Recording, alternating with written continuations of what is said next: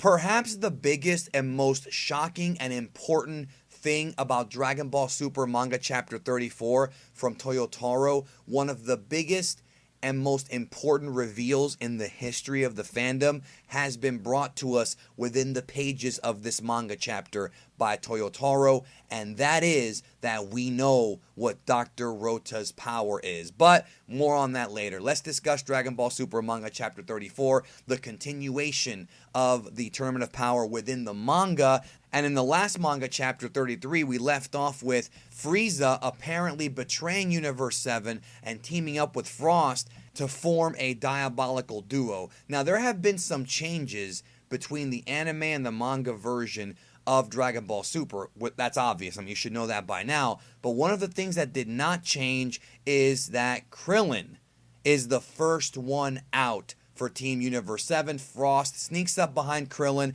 and eliminates him. He hits the bleachers right at the beginning of this manga chapter.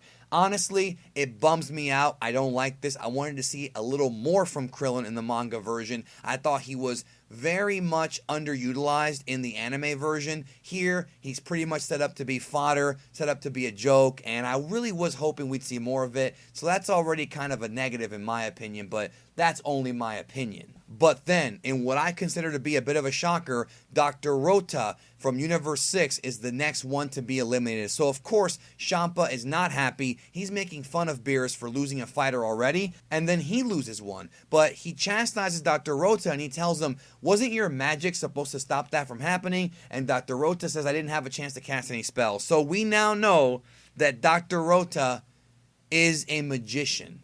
That's his power. That's his secret ability. Great.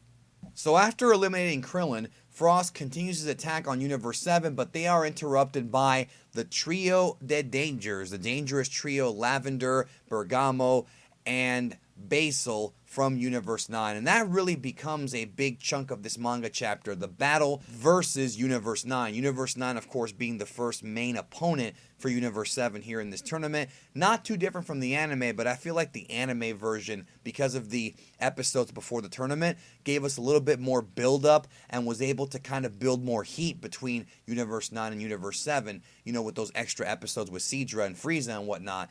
So that being said, it still was interesting, but I would say a bit less effective than the anime because we didn't have, you know, that extra stuff. We have a pretty fun little series of cool fight scenes here, and that's what Toyotaro does best, is giving us some cool fight scenes.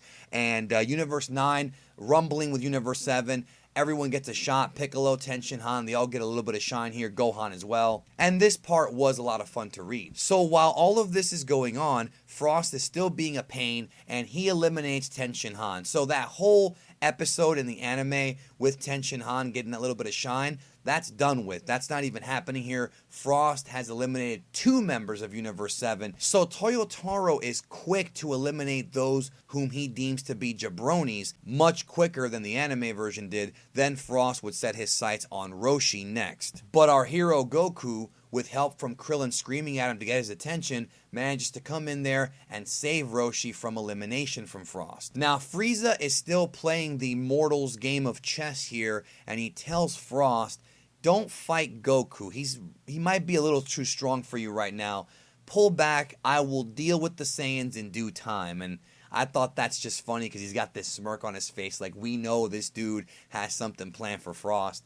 And it's obvious, but Frost is the only guy who doesn't get it. Listen, Frost might be a snake, but Frieza is also a snake too. Let's not forget that one. These guys are 2 peas in the same pod, but who's the bigger snake? We'll find out soon. They do have this cool little discussion between them about like what the plan's going to be in the future and what their strategy is. And of course, Frieza's setting this dude up for betrayal. Obviously, it's obvious. And I like how they discuss their transformations, and you know, Frost says that's his final form, but Frieza's like, yeah, I got one more transformation, and that surprises Frost. So that's kind of a cool thing there as well. But nonetheless, Toyotaro must absolutely love the character of Frost because he's all over this manga chapter.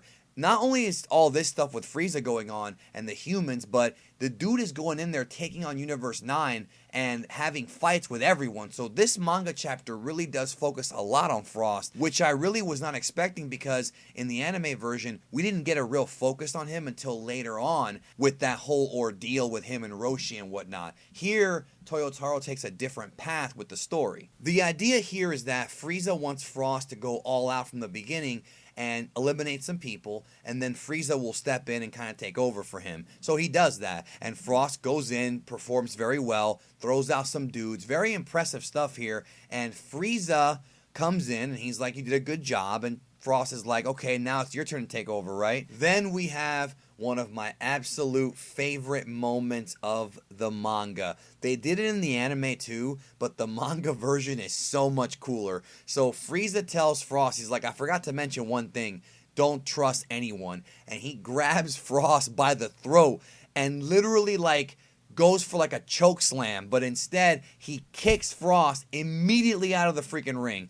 This was freaking awesome the way they did it. Frieza set this dude up and got some eliminations out and then screwed Frost over in diabolical fashion. Now, if you remember in the anime version, this is when Frost would get pissed and try to attack Frieza, and then Zeno would delete him immediately. That does not happen here. Frost does not get deleted in this version like in the anime, at least not yet. But he's definitely upset. So we'll see where that goes. Then the focus shifts on Universe 7 against Universe 9 again, with Gohan and Piccolo fighting the Dangerous Trio, and Frieza really being the guy who's the strategist here. Frieza and Frost are the MVPs of this manga chapter.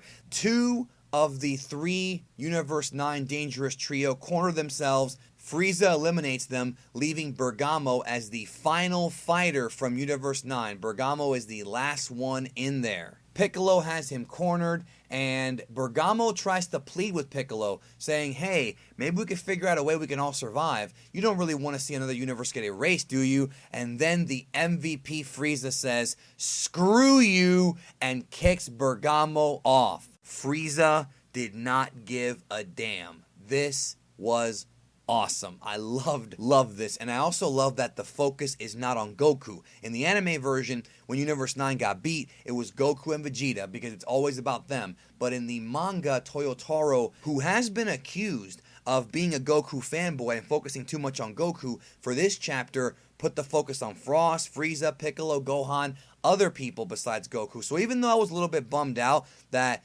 Krillin and Tien got tossed so early, I was happy that he put focus on Piccolo, Gohan, and Frieza, because it's not just the Goku show, and I like that. I really, really like that. Sometimes there are differences and similarities between the manga and the anime. One of the similarities is that no matter which way the road forked, it all led to Universe 9 being the first ones eradicated. Everyone in the arena stops fighting for just a moment, Zeno does his thing, and Universe 9 is history. Not just the fighters, but the entire universe was wiped away, and it's confirmed by Whis with his staff that the whole thing is done. Of course, everybody around them, including the gods and the people in the arena, are shocked to have seen it, and they're all paused and frozen in fear, but the Grand Priest tells them, hey, you better resume fighting because this could be your fate. Beerus freaks out, and he's like, look, Universe 7, you idiots had better not lose or I'll kill you. And Goku hears that and has this realization that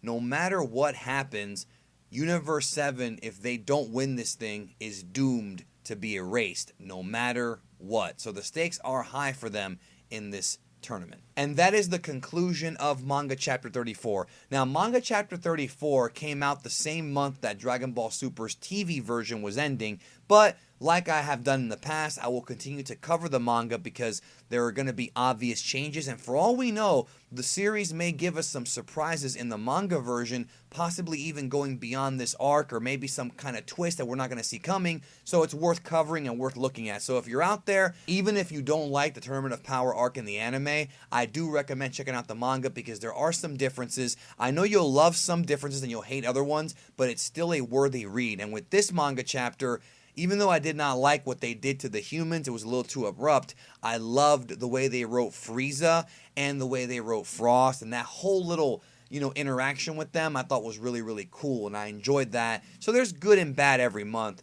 but it's still a nice alternate version of a story that we already saw for the past year. And I will continue to cover the manga until the thing actually comes to an end, whenever that is. I have no idea when or if it'll end. I will bring you coverage and my opinion on it as the chapters come out. Hope you have a great day. I love you all, and I'll see you soon.